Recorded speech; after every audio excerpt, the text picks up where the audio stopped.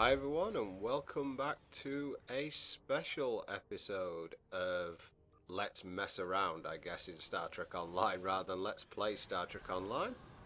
I have the Rainmaker here, which I'm sure you guys are all familiar with, but to make things a little bit more interesting this time, she has been changed dramatically, and this opening should pretty much tell you what she is. Wait for it. Oh, no, I've screwed up my piloting already. Never mind. Let's just back out. I got it. Yep, she's a torpedo boat. And torpedo boats are pretty awesome. Now, of course, I'm not flying it with any sort of normality or any sort of like major league skill here by any stretch of the imagination. But I'm not even using sensor scan. That's how much of a pro I am.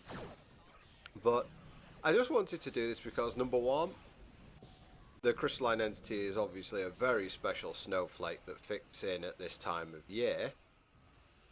And secondly, because even with this completely messed up build and my terrible piloting not helping, as you'll see, I've currently got the Rainmaker in reverse, which is going to take me out of weapons range very shortly.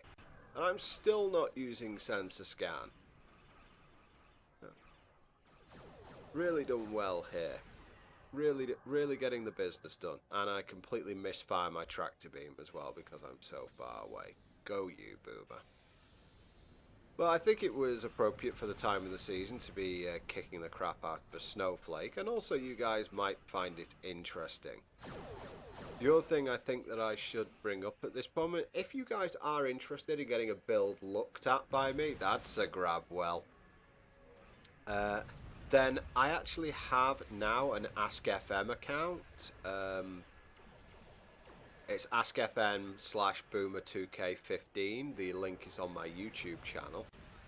And if you guys are interested in either getting a build looked at or just asking me any questions that you guys have that you don't think really go into a video comment, then by all means ask on there. And there's plenty of, if there are plenty of questions or there are some good questions, I might do some Q&A videos or something like that.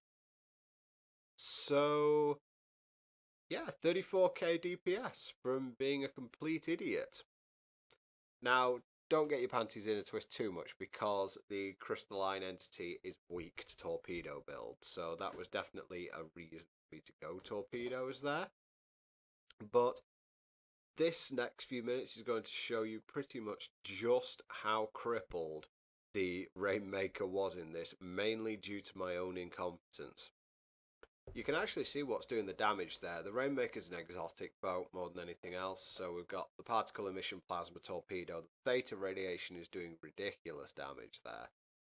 Grabwell, DRB, deteriorating deflector, they're all ahead of the amount of damage actually being done by torpedoes. So, yes, the screw-ups that I made did help me, but they probably weren't a big contributing factor to any sort of drop in DPS. I would say the biggest drop in DPS that I usually get is dying because I haven't upgraded my weaponry that much. And the secondary effect is that if you don't upgrade your weaponry that much, you sorry, as part of a torpedo build, you do spike damage, which means that everything just instantly hates you. But you can see I've got no points in projectile weapons or in projectile weapon specialization or batteries. So I'm immediately kind of nerfing the amount of damage I can do. Oh, but we're not done yet. We're definitely not done yet on what sort of screw up I'm making. So I wouldn't recommend you 100% copy this build, but at least it's something that you can potentially look at and see if you can improve on yourself.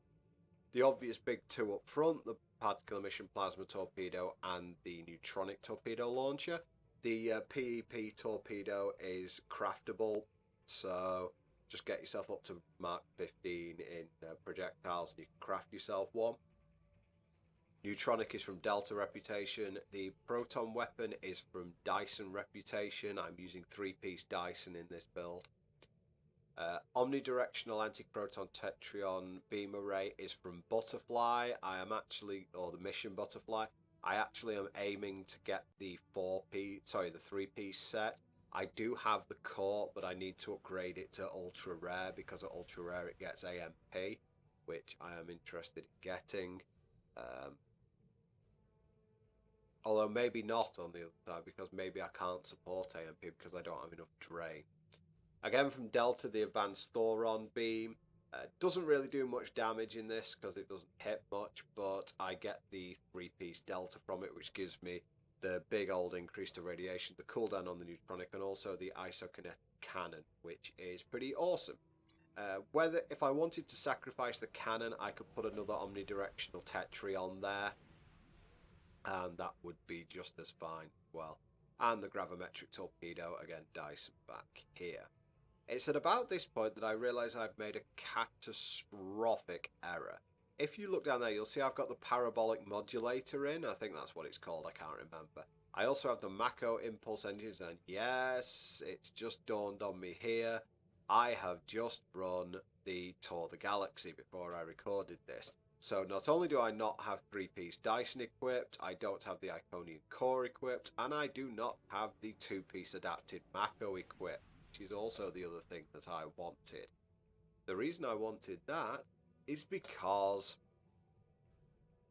I am missing out on the 2-piece buff from the adapted Mako set, which is a 25% damage increase to all your torpedo attacks.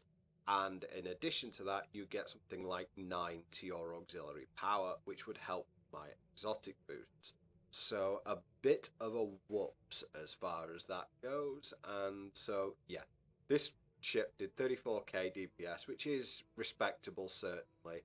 And it was doing it with a Duff pilot, and it wasn't using using its ability. There you go. There's the 25% torpedo damage and 9 points to your auxiliary power setting. So that is pretty awkward. In fact, I even cribbed myself because I was using a Mark 12 shield. At least if I'd have used the Iconian shield or something, I could have saved myself a lot of trouble. But I'm using the warp core because it gives you weapon restart, and against the Tholians that's very useful. Solanae deflector because it's the biggest particle generating deflector in the game. Epic, I think it gives you plus 50. I haven't got round to upgrading yet, but with an upgrade weekend coming, I can certainly see that happening. Deteriorating secondary deflector. Until I get the Research Lab one, this is pretty good, and see it doing quite a lot of damage in that mission. Exotic particle flood batteries. Deuterium surplus. I could actually get away with putting a kinetic battery in there, I think, rather than deuterium surplus because of one of the abilities I'm running. The constriction anchor is huge because of the extra exotic damage. Proton particle stabilizer, Dyson. Pretty rubbish console, but because it gives you, as I'm showing here, the +3 critical hit as a 2-piece, that's pretty useful, and it gives you the beam array fire at will on the proton weapon. And with the 3-piece, you get a big buff to critical severity as well. So it's actually a pretty, it's there because. I'm using 4 of the research particle focusers. This gives you pretty big buff to both particle and grav gen. That's how you can see everything getting sucked in on the map, was because I'm running at about 250 grav gen at the moment, about 300 something particle generators.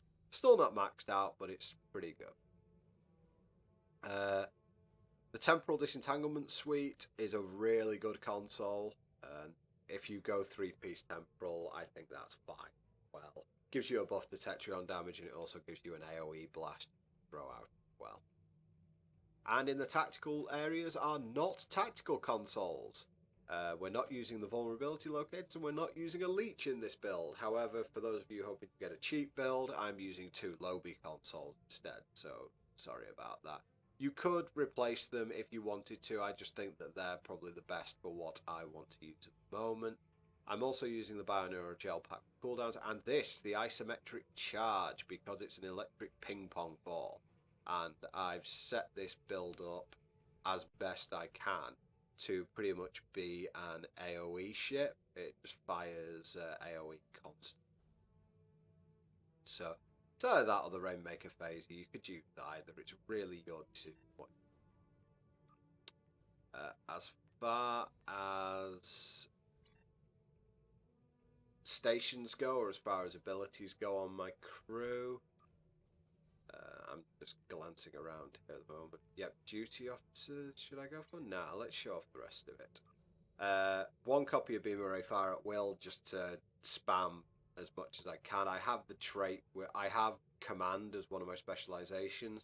So with Beam Array Fire at Will, you can cause a lot. You can cause exposing with your energy weapons. So with Beam Array Fire at Will, you've got more chance to expose. And if your opponents are exposed, then your torpedoes will do ridiculous amounts of damage. So that's why, even on a full-on torpedo boat, you'll see use of beam arrays. 2 torpedo spreads, 2 and 3, and standard science abilities, Grabwell 1 and DR3, and I also have, the only one that stands out was the auxiliary to inertial damp there, which gives you a big turn rate buff. But that makes sense because of the, and your big buff the speed as well. But that kind of makes sense because torpedoes have a much narrower firing arc, certainly the beam arrays. So therefore, you have to have something that will let you get into firing range and quickly. So I kind of like the build the way it's set up. I think that that's decent. And as far as the duty officers go, again, I wouldn't say copy this, but you know, it's something we potentially work on. 3 projectile weapons officers, 2 con officers for the recharge on tac team, and an aftershock grab well user. So that is going to be it for 2015, guys. Hope you guys have enjoyed it. It's pretty much been the year I got my life back together, and hopefully 2016 will continue the improvement. Again, any build thoughts, ask me on my Ask FM channel, and anything else, please like and subscribe and comment below. And well, nothing much left to say except thank you for supporting me through 2015, and I will see you again soon. Thanks very much for watching.